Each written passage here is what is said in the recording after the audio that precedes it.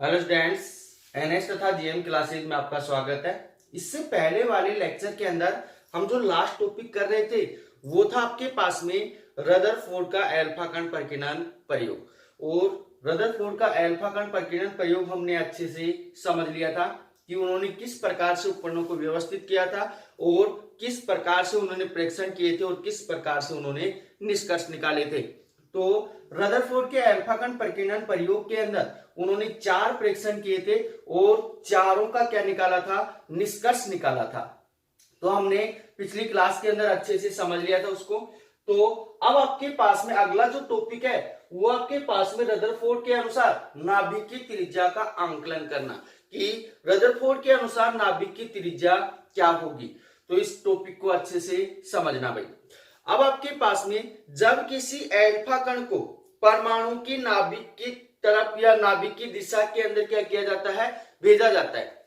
आपके पास में कोई अल्फा कण है, इस अल्फा कण को जो परमाणु है उसकी नाभिक की दिशा के अंदर क्या किया जाता है, भेजा जाता है। तो जो अल्फा कण है वो सबसे अधिक नाभिक के क्या होता है, समीप पहुंचता है। जब उसी की दिशा के अंदर भेजेंगे तो अल्फा जो कण है वो नाभिक के सबसे क्या होता है, समीप पहुंचता है, सबसे पास पहुंचता है। क्यों पहुंचता है? क्योंकि अल्फा कण के पास में क्या होती है, गतिज ऊर्जा होती है। क्या होती है? गतिज ऊर्जा।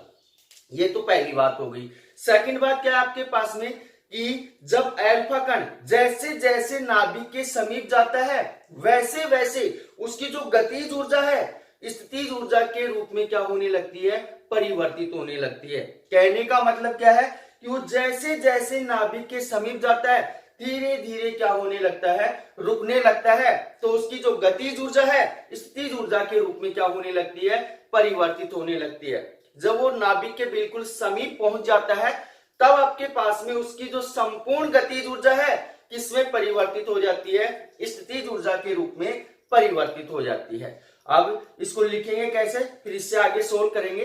पहले लिख लेते हैं इसको। जब किसी अल्फा कण को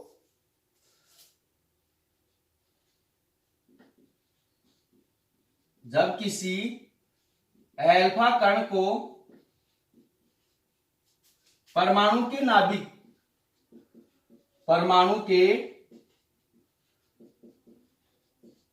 नाभिक की दिशा में भेजा जाता है, नाभिक की दिशा में भेजा जाता है,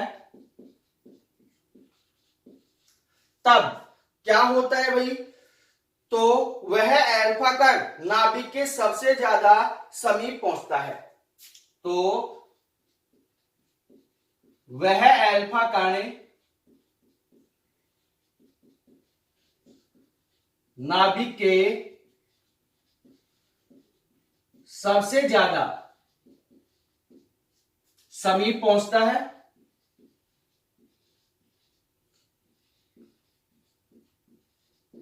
समीप पहुंचता है। क्यों पहुंचता है? इसका कारण यह है कि अल्फा कण के पास क्या होती है, गतिज ऊर्जा होती है। आगे लिखेंगे, क्योंकि अल्फा कण के पास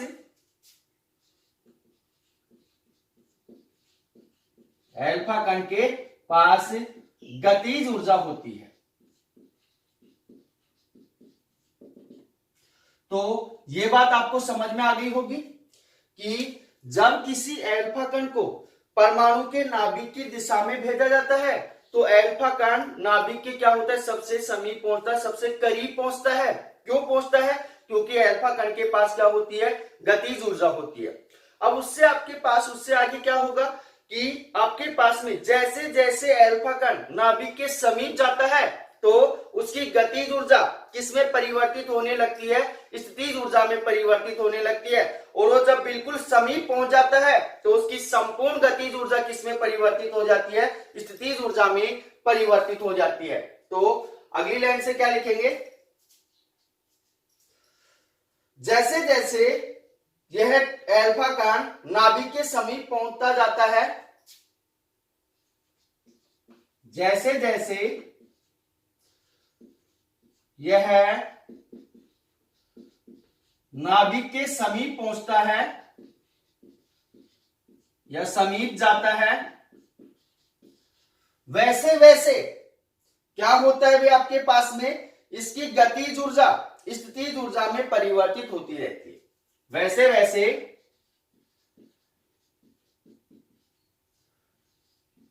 इसकी गतिज ऊर्जा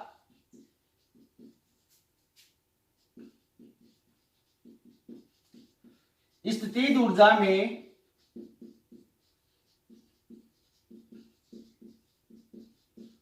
परिवर्तित होती रहती है।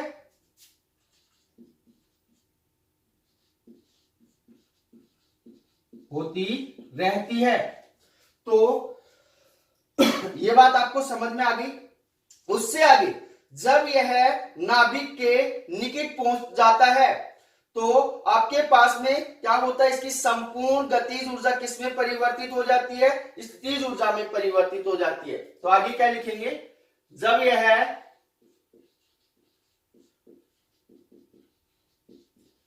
नाभिक के समीप पहुंचता है तो इसकी संपूर्ण गतिज ऊर्जा किसमें परिवर्तित हो जाती है, स्थितिज ऊर्जा में परिवर्तित हो जाती है। तो इसकी संपूर्ण गतिज ऊर्जा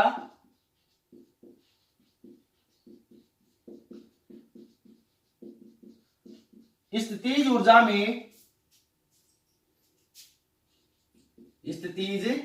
में परिवर्तित हो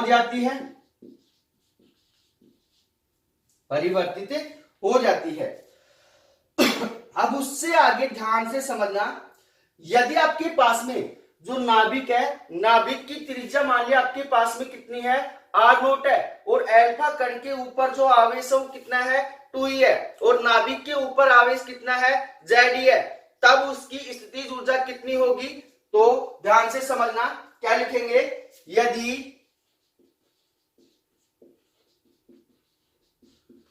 नाभिक की त्रिज्या r0 तथा अल्फा कण पर आवेश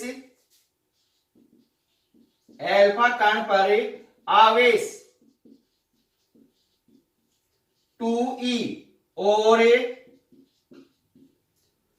नाभिक पर आवेश Ze है, और नाभिक पर आवेश Ze है, तो अल्फा कण की स्थितिज ऊर्जा,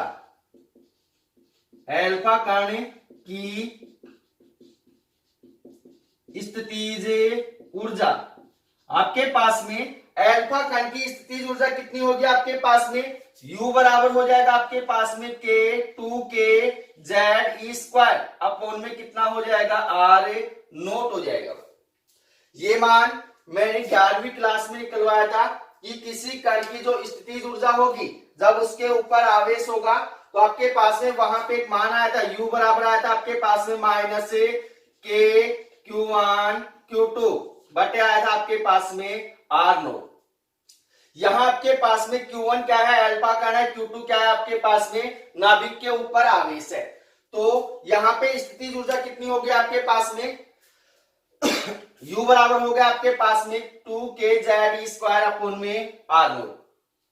अब उससे आगे आपके पास में यह स्थितिज ऊर्जा किसके समान है, किससे प्राप्त हुई है, गतिज ऊर्जा से प्राप्त हुई है।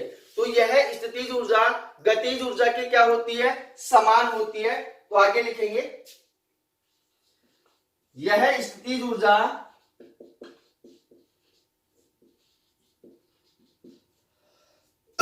गतिज ऊर्जा के समान होती है,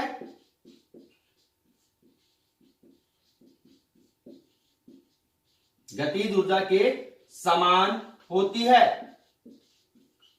इसलिए आपके पास में U बराबर क्या हो जाएगा, E K हो जाएगा। U बराबर कितना होगा E के। तो आपके पास में E के बराबर कितना हो जाएगा आपके पास में 2kz स्क्वायर अपॉन में कितना हो जाएगा R0 हो जाएगा। तो हमें किसका मान निकालना है, नाभिक की त्रिज्या का मान निकालना है। तो R0 को इस साइड भेजेंगे, के को इस साइड भेजेंगे, तो आपके पास में R0 बराबर कितना हो जाएगा, यहाँ पे 2kz स्क्वायर बटे कितना हो जाएगा E के। ये जो सूत्र है वो क्या है आपके पास में नाभिक की त्रिज्या का सूत्र है। अब यहाँ पे ध्यान देना भाई कि जो नाभिक की त्रिज्या है वो कौन से मान के ऊपर निर्भर करती है। नाभिक की जो त्रिज्या है वो गतिज ऊर्जा के ऊपर निर्भर करती है। यदि गतिज ऊर्जा का मान क्या कर देते हैं, अधिकतम कर देते हैं, तो अल्फा कण नाभिक के अंदर क्या कर जाएगा, प्रवेश कर जाएगा, क्योंकि त्रिज्या का मान क्या हो जाएगा, कम हो जाएगा, जिसके कारण अल्फा कण क्या होगा, नाभिक के अंदर प्रवेश कर जाएगा और अधिकतम नाभिक के बल के कारण सदैव क्या रहेगा, नाभिक में ही रहेगा। तो ध्यान से समझना भाई इसको। आपके पास में ये जो समीकरण आया है किसका समीकरण है, नाभिक की त्रिज्या का समीकरण है। या अब आपके पास में जो नाभिक की त्रिज्या है वो कौन से मान के ऊपर निर्भर कर रही है, गतिज ऊर्जा के ऊपर निर्भर कर रही है।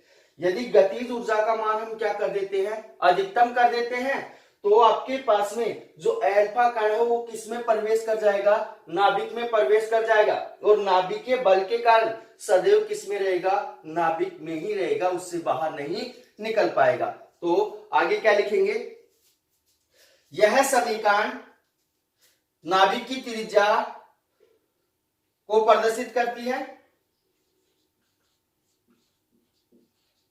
यह समीकरण नाभिक की त्रिज्या को व्यक्त करती है तथा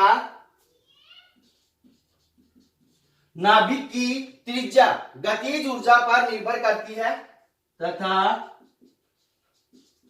नाभिक की त्रिज्या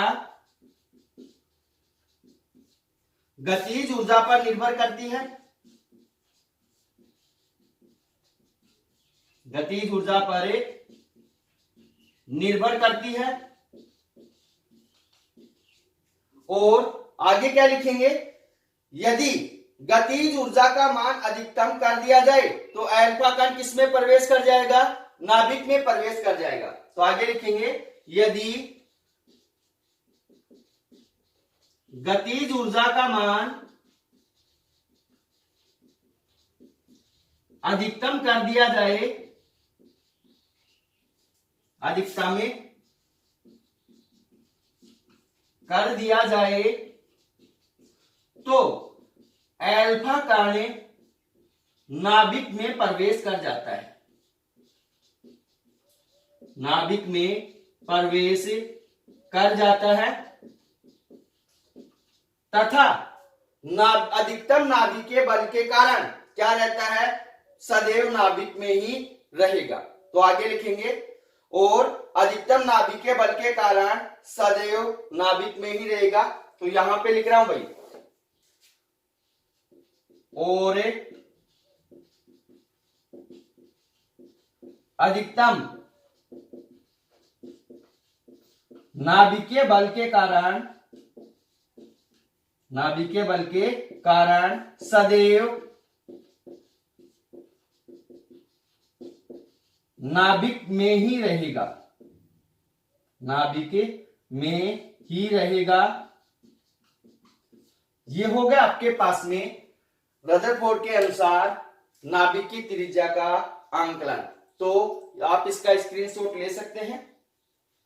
फिर उससे आगे पढ़ेंगे कि आपके पास में अल्फा कण का प्रक्षेप्य पथ या संगठन प्राचल।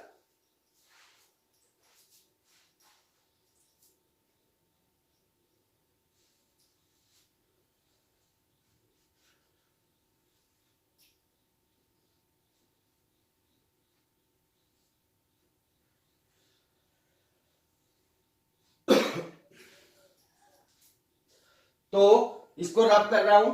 अगला जो टॉपिक है वो आपके पास में वेरी वेरी वेरी इंपॉर्टेंट, कि आपके पास में जो एल्फा कण है उसका प्रक्षेप्य पथ या संगठन प्राचल किसे कहते हैं, उसको अच्छे से समझना भी।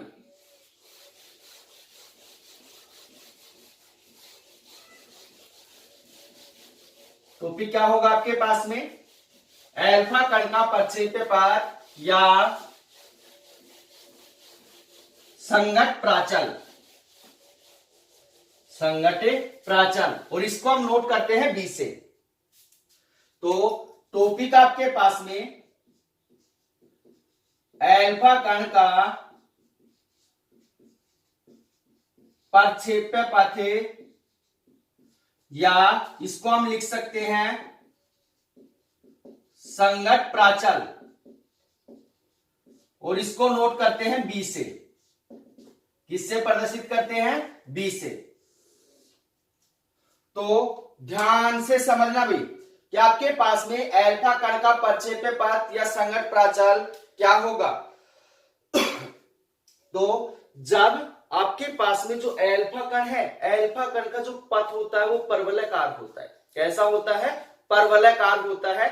तो जब एल्फा कण को v वेग से नाभिक की ओर क्या किया जाता है, भेजा जाता है। मान लिया आपके पास में ये क्या है, नाभिक है, ये क्या है, नाभिक है। तो जब एल्फा कण को v वेग से, एल्फा कण को v वेग से नाभिक की ओर भेजा जाता है, किसकी ओर भेजा जाता है, नाभिक की ओर भेजा जाता है, तब आपके पास में यहां पे नाभिक के केंद्र से स्पर्श रेखा के साथ में जो लंबवत दूरी होती है, नाभिक के साथ में स्पर्श रेखा के साथ जो लंबवत दूरी b होती है, इस लंबवत दूरी b को क्या कहते हैं, संगठ प्राचल या एल्फा कण का प्रक्षेप्य पथ कहते हैं। तो दोबारा से समझ लेना भाई इसको, कि आपके पास में जो एल्फा कण होते हैं उनका जो प्रक्षेप्य जो पथ होता है वो परवलयाकार होता है। कैसा होता है, परवलयाकार होता है। तो जब आपके पास में किसी एल्फा कण को क्या करते हैं, नाभिक की ओर भेजते हैं, कितने वेग से, v वेग से, तो आपके पास में उसके केंद्र से स्पर्श रेखा, ये क्या होगी, इसकी स्पर्श रेखा होगी। स्पर्श रेखा के साथ जो लंबवत दूरी होगी, उस लंबवत दूरी को क्या बोलेंगे हम, संगठ प्राचल या एल्फा कण का प्रक्षेप्य पथ बोलेंगे। इसलिए आपके पास में b बराबर क्या मान हो जाएगा, यहां पे पहले इसको लिख लेते हैं, फिर आगे मान लिखेंगे इसका। तो एल्फा कणों का पथ क्या होता है, अति परवलयाकार होता है। तो आगे लिखेंगे एल्फा कणों का पथ अति परवलयाकार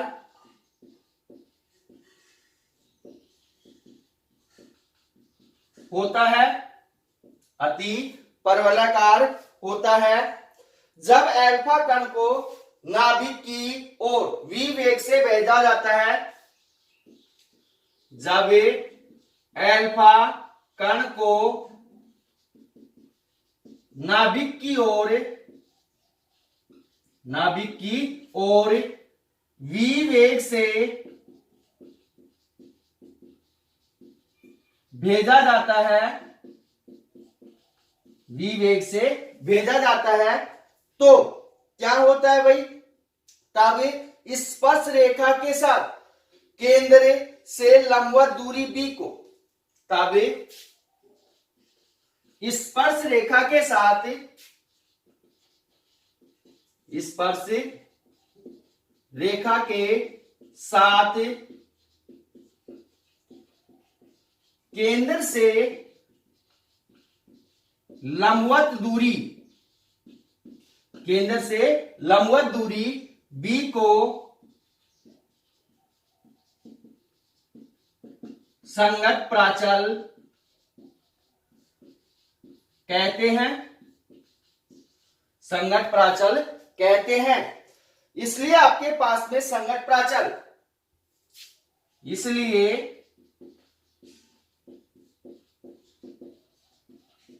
संघटित प्राचल b बराबर कितना होगा आपके पास में, b बराबर ये मान आपको याद रखना पड़ेगा के Z E square cot theta by 2 बटे क्या हो जाएगा, ई के हो जाएगा। तो b बराबर हो जाएगा आपके पास में के Z E square cot theta by 2 बटे आपके पास कितना हो जाएगा, ई के।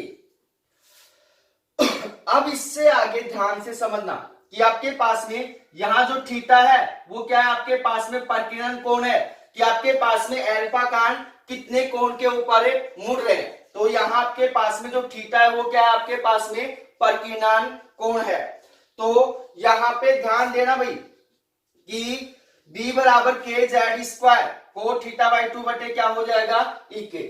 अब यहां पे आपके पास में यदि कोट थीटा बाई 2 का मान क्या है, अधिकतम है, बहुत ज्यादा है, तब आपके पास में क्योंकि के जेड स्क्वायर बटे ई के क्या है आपके पास में नियतांक मान है, तो इस नियतांक मान को हटाएंगे तो आपके पास में b समानुपाती होगा किसके, कोट थीटा बाई 2 के, कोट थीटा बाई 2 के।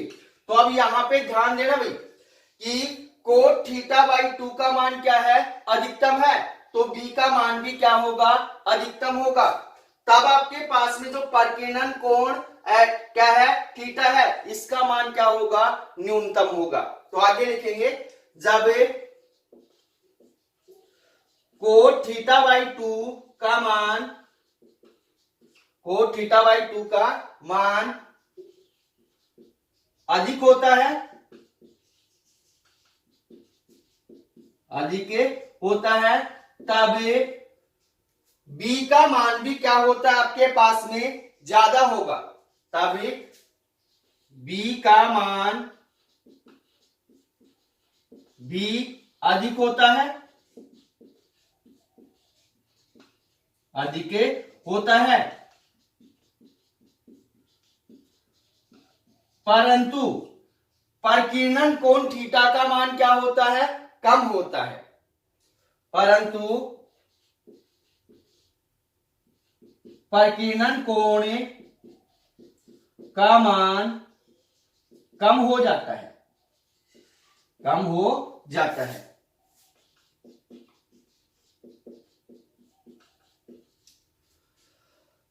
उससे आगे आपके पास में यहां पे ध्यान देना कि जब कोट थीटा बाई 2 का मान क्या होता है, कम होता है, तब b का मान भी क्या होगा, कम होगा, परंतु परिकीर्णन कोण का मान क्या होगा, बढ़ जाता है। तो आगे क्या लिखेंगे, यदि कोट थीटा बाई 2 का मान कम होता है, तब आपके पास में किसका मान, b का मान भी क्या होगा, कम होता है, तब b का मान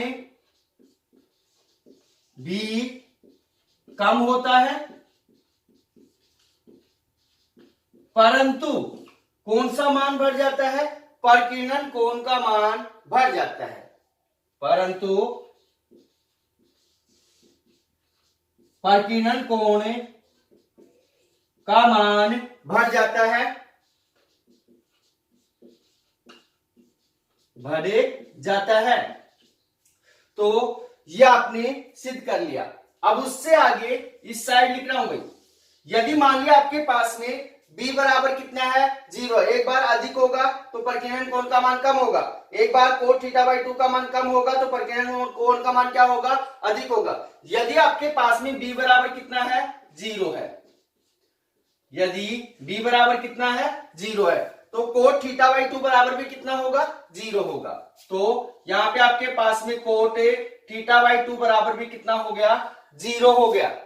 तो यहाँ पे ध्यान देना भाई, कोट 90 का मान कितना होता है, 0 होता है, तो 0 के स्थान पर हम क्या डाल सकते हैं, कोट 90 डाल सकते हैं। तो कोट थीटा बाई 2 बराबर क्या हो जाएगा, कोट 90, कोट से कोट क्या हो गया, कैंसिल हो गया, तो क्या मान बच गया आपके पास में, थीटा बाई 2 बराबर कितना हो गया 90, 2 को इस साइड भेजेंगे, थीटा बराबर कितना हो गया 180 डिग्री हो गया। कितना हो गया 180 डिग्री। तो ये हो गया आपके पास में अल्फा कण का प्रक्षेप्य पथ या संगत प्राचल।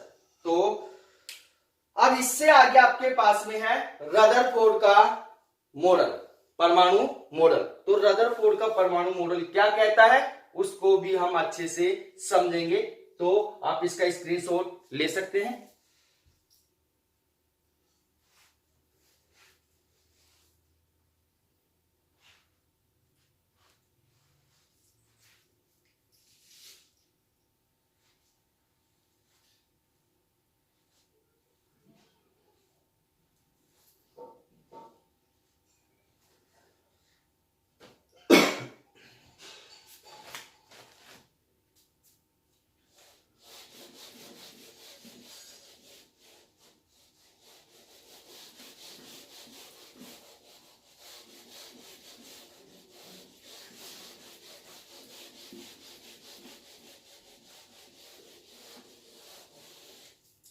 अगला टॉपिक आपके पास में रदरफोर्ड का परमाणु मॉडल।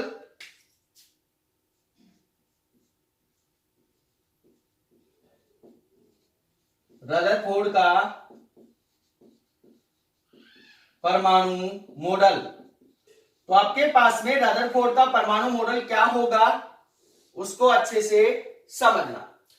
अब यहां पे कई बार आ जाता है कि रदरफोर्ड के परमाणु मॉडल को समझाइए, तो ज्यादातर बच्चे क्या करते हैं रदरफोर्ड के अल्फा कण प्रकीर्णन प्रयोग को समझा देते हैं। नहीं, यहाँ पे आपके पास में जो अल्फा कण प्रकीर्णन प्रयोग है वो अलग है और रदरफोर्ड का जो परमाणु मॉडल है वो क्या है अलग है। तो रदरफोर्ड का जो परमाणु मॉडल है वो अल्फा कण प्रकीर्णन प्रयोग के ऊपर आधारित है। तो जब जो रदरफोर्ड है उसने किस प्रकार से क्या लिखा है कि आपके पास में रदरफोर्ड के जो अल्फा कण प्रकीर्णन प्रयोग के आधार पर उन्होंने एक मॉडल बनाया है। रदरफोर्ड ने क्या किया है अल्फा कण प्रकीर्णन प्रयोग के आधार पर एक क्या बनाया है परमाणु मॉडल बनाया है, जिसे क्या कहते हैं रदरफोर्ड का परमाणु मॉडल कहते हैं। और आपके पास में उन्होंने इस मॉडल के अंदर 3 परिकल्पनाएं दी हैं, 3 बातें समझाई हैं। वो 3 बातें कौन कौन सी हैं उनको अच्छे से हम समझेंगे, क्योंकि वो 3 बातें हमें काम आने वाली हैं। तो आपके पास में पहले इसके अंदर लिखेंगे कि रदरफोर्ड ने अल्फा कण प्रकीर्णन प्रयोग के आधार पर एक परमाणु मॉडल बनाया, जिसे क्या कहते हैं रदरफोर्ड का परमाणु मॉडल कहते हैं। तो किस प्रकार से लिखेंगे इसको, अल्फा कण प्रकीर्णन प्रयोग के आधार पर अल्फा कण प्रकीर्णन प्रयोग के आधार पर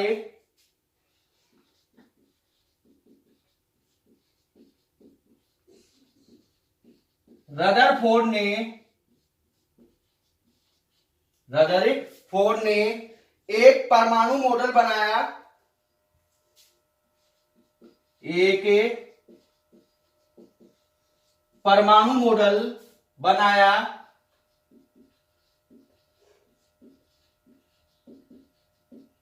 जिसे रदरफोर्ड का क्या कहते हैं परमाणु मॉडल कहते हैं, जिसे रदरफोर्ड का परमाणु मॉडल कहते हैं, परमाणु मॉडल कहते हैं। अब आपके पास में जिसकी परिकल्पनाएं निम्न प्रकार है, तो उन्होंने 3 परिकल्पनाएं दी हैं, 3 बातें बताई हैं। तो आगे लिखेंगे जिसकी परिकल्पनाएं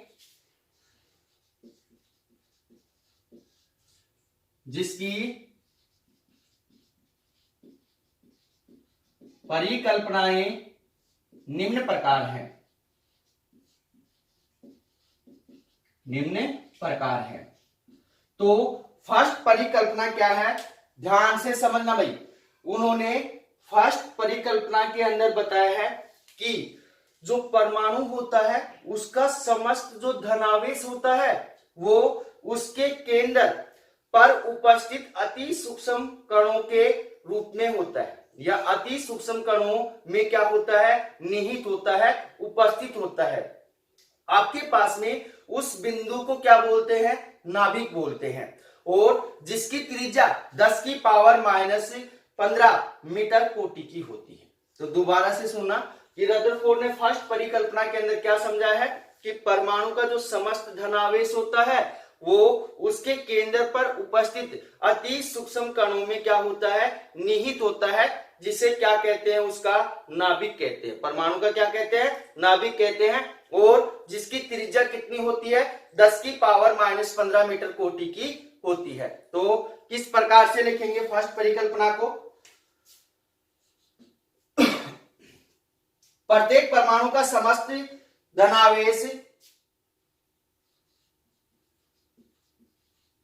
प्रत्येक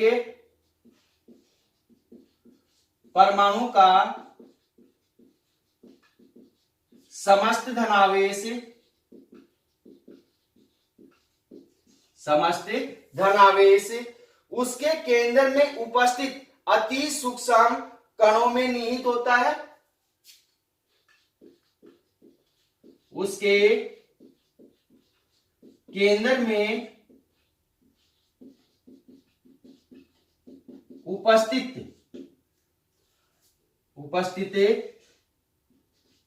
अति सूक्ष्म कणों में निहित होता है,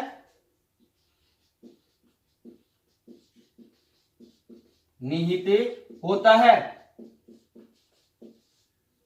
अब आपके पास में उस केंद्र को क्या बोलते हैं, जिसे नाभिक कहते हैं, जिसे क्या कहते हैं,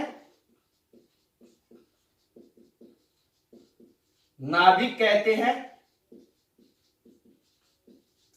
और आपके पास में जिसकी त्रिज्या 10 की पावर माइनस 15 मीटर कोटि की होती है, आगे लिखेंगे, जिसकी त्रिज्या 10 की पावर माइनस 15 मीटर कोटि की होती है, कोटि की होती है। तो फर्स्ट परिकल्पना को दोबारा से समझ लेना भाई, कि फर्स्ट परिकल्पना के अंदर उन्होंने क्या बताया है कि आपके पास में प्रत्येक परमाणु का जो समस्त धनावेश होता है वो उसके केंद्र के अंदर अति सूक्ष्म कणों में क्या होता है, निहित होता है, उपस्थित होता है। तो आपके पास में जो जिसे हम क्या बोल रहे हैं, नाभिक बोल रहे हैं, उस केंद्र को हम क्या बोल रहे हैं, नाभिक बोल रहे हैं, जिसकी त्रिज्या क्या होती है, 10 की पावर माइनस 15 मीटर कोटि की होती है। सेकंड बात उन्होंने क्या बताई है, उसको ध्यान से सुनना। परमाणु में नाभिक के चारों ओर इलेक्ट्रॉन क्या होते हैं, उपस्थित होते हैं, और इलेक्ट्रॉन का जो ऋणावेश है वो नाभिक के ऊपर उपस्थित धनावेश के क्या होता है, समान होता है। तो सेकंड बात उन्होंने क्या बताई है कि परमाणु की नाभिक के चारों ओर क्या उपस्थित होते हैं, इलेक्ट्रॉन उपस्थित होते हैं, और इलेक्ट्रॉनों के ऊपर जो ऋणावेश होता है वो नाभिक के ऊपर उपस्थित धनावेश के क्या होता है, समान होता है। इसलिए आपके पास में नाभिक के धनावेश को कौन संतुलित कर रहा है, इलेक्ट्रॉनों का ऋणावेश क्या कर रहा है, संतुलित कर रहा है। तो आगे सेकंड परिकल्पना के अंदर क्या लिखेंगे, परमाणु में नाभिक के चारों ओर इलेक्ट्रॉन उपस्थित होते हैं, परमाणु में नाभिक के चारों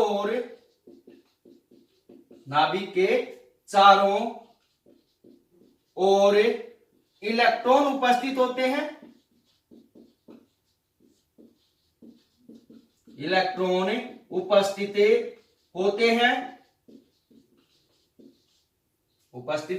होते हैं।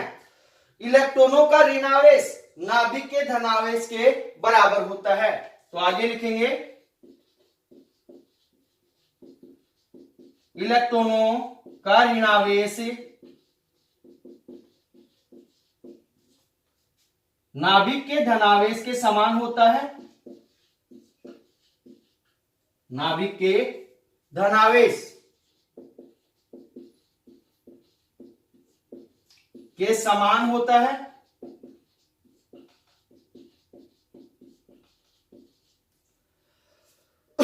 यह होगी उनकी सेकंड परिकल्पना। उससे आगे आपके पास में थर्ड परिकल्पना उन्होंने क्या समझाई है कि सेकंड परिकल्पना के अंदर उन्होंने बता दिया कि नाभिक के चारों ओर क्या उपस्थित होते हैं, इलेक्ट्रॉन उपस्थित होते हैं। तो थर्ड परिकल्पना के अंदर उन्होंने क्या समझाया है कि जो इलेक्ट्रॉन होते हैं वो नाभिक के चारों ओर वर्ताकार कक्षा के अंदर क्या लगाते हैं, चक्कर लगाते हैं। तो ध्यान से सुनना कि जो इलेक्ट्रॉन है नाभिक के चारों ओर वर्ताकार कक्षा के अंदर क्या लगाते हैं, चक्कर लगाते हैं। और इन्हें वर्ताकार कक्षा के अंदर चक्कर लगाने के लिए जो अभिकेंद्रीय बल है वो कौन प्रदान करता है, स्थिर वैद्युतिकी आकर्षण बल क्या करता है, प्रदान करता है। तो किस प्रकार से लिखेंगे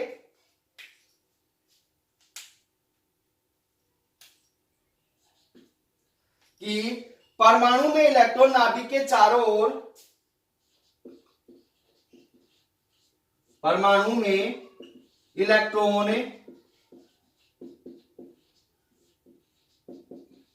नाभिक के चारों ओर, नाभिक के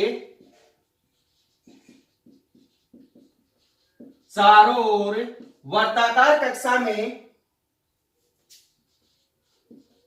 वर्ताकार कक्षा में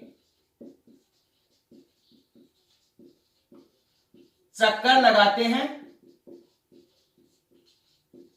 वर्ताकार कक्षा के अंदर क्या करते हैं, चक्कर लगाते हैं।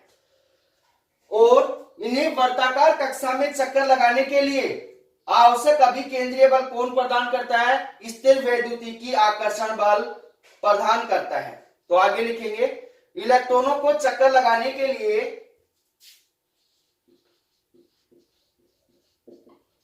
इलेक्ट्रॉनों को चक्कर लगाने के लिए